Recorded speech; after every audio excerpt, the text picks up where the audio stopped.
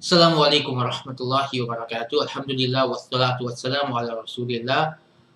In this short reminder, I want to speak about a very important section from the Quran focusing on halal and haram. And this part of the Quran found in Surah Al-A'raf, it's actually two verses, verses 32 and 33 of Surah Al-A'raf. It deals with the very definition of what is halal and what is haram. It's very important because growing up in my society, we kind of had this idea that everything is haram. Everything fun is haram, and besides doing acts of worship, everything else seemed to be off the menu. And when I actually started studying Islam and studying the Quran and studying Hadith and studying the books of fiqh, I learned that that's not the case. The case is that everything is halal unless the Quran or the Hadith or Qiyas or Ijma, any of the principles of fiqh, lead to the conclusion of it being haram. And so this gave a whole new mindset to understanding halal from haram. And this entire concept is based on these two verses from the Quran. Right? This is in Surah Al-A'raf, verses 32 and 33, where Allah subhanahu wa ta'ala says, A'udhu billahi minash shaitanir rajim, Qul, say to the people, Man harrama zinatallahi allati akhraja li ibadihi wat tayyibati min rizq. Say to the people, who has made haram that which Allah has brought forward for His slaves and the pure rizq, the pure sustenance of this world. Qul, say to the people, Hiya lilladhina amanu fil hayati dunya khalisatan yawma al-qiyamah kadhalika nufassilu al-ayati liqawmin ya'lamun.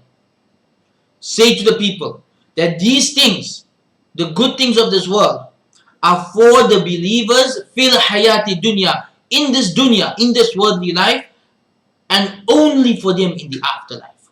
Now Allah says that the good things of this world are for the believers in this life and only for them in the afterlife. Like this, I have explained my signs for those people who know.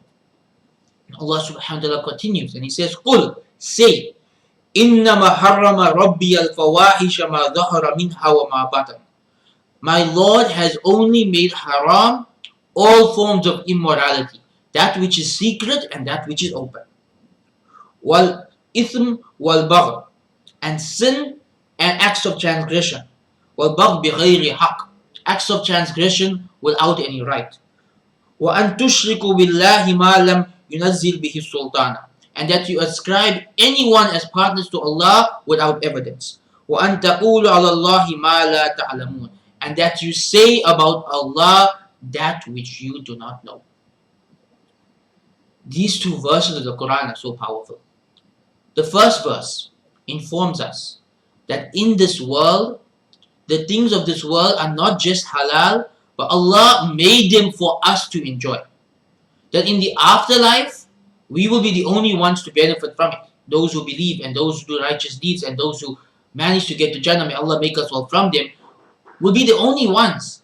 The believers will be the only ones to benefit from the halal things in the afterlife. In this world, believer and disbeliever alike use it, but Allah says, I made it for the believers. Meaning all the halal fun things out there in the world, Allah made it for you. He created it for you. So who is making it haram? Allah asks, who made it haram? Allah did not make it haram. So why are you making it haram? Allah subhanahu wa ta'ala in the next verse, He tells us exactly what He has made haram. Allah says that He has only made haram immorality, sin, transgression, shirk, and speaking about Allah without knowledge. So all of these sins in this world fit into one of these five categories. First, Allah speaks about immorality. And He speaks about two types of immorality. That which is done secretly and that which is done openly. Now, nowadays, people tend to treat these two as separate issues. That if someone's doing something immoral in private, people think, oh, it's fine, nobody, is getting hurt. While Allah subhanahu wa ta'ala says that both of it is haram.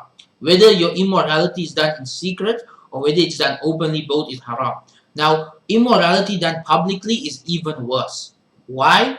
It's even worse because it encourages others to be immoral. Look at many countries around the world today where pornography and dressing in immoral ways have become a norm. As a result, more and more people are encouraged to do so, and people feel discouraged from being modest. So therefore Allah has prohibited this. Allah says that only sins are prohibited. So anything which is listed as a sin in the Quran or Hadith is prohibited. And transgression without any right, meaning killing or hurting someone without the right to do so. So what would be the right to do so? If someone is trying to kill you and you defend yourself, that's the right to do so. So if you don't have any right to fight someone, general norm in Islam is that we are people of peace. We only fight when we have the right to do so, when it is against transgression. And then shirk, which we all know to be the greatest of sins. And finally, very importantly, the verse mentioned that Allah has prohibited speaking about Allah, speaking about His religion, speaking about Islam without knowledge. Notice that speaking about Islam without knowledge is mentioned after shirk. It is a major sin. It is from the kaba'ir. So for someone, looking in the context of these two verses together, for someone to be speaking about the deen and saying Allah made this haram, and he has no evidence from the Quran or the Hadith or the principles of fiqh that that thing is haram, for him to call it haram, this is speaking without knowledge. And this is a major sin, and therefore we need to be very careful about using the word haram. If there is no evidence of something being haram, we cannot just go around calling it haram. I mean, there are people out there who call almost anything of this dunya as haram. And that's wrong. You can say, I don't like it. You can say, I think it's wrong. You can say, I'm not comfortable with it. You can say, I think it might be something prohibited. I need to check it up. But you can't just call it haram without evidence. To say that something is haram, you must have evidence from the Quran or Sunnah or any of the principles of fiqh. So therefore, brothers and sisters, understand Allah subhanahu wa ta'ala has created the halal things of this world for us to enjoy. The majority of things you see in this world are halal. As long as it does not fall into the category of sin or transgression against somebody else's rights or any form of immorality, anything which is outside of that is halal. So you can enjoy doing things of this dunya which do not fall into the category of haram, whether it's sports, whether it's other forms of technological entertainment, whether it's spending time with your family or friends, whatever it is, as long as it does not contain elements of haram, it is fine to do, and as long as it does not cause you to neglect your duties as a believer. Allah subhanahu wa ta'ala has created for us a very practical religion, a very practical way of life, and the laws He has revealed are very practical. He has only made haram that which is harmful, and everything else He has left halal for us. So hope you benefited from this reminder. Jazakallah khair. Wassalamu alaikum wa rahmatullahi wa barakatuh.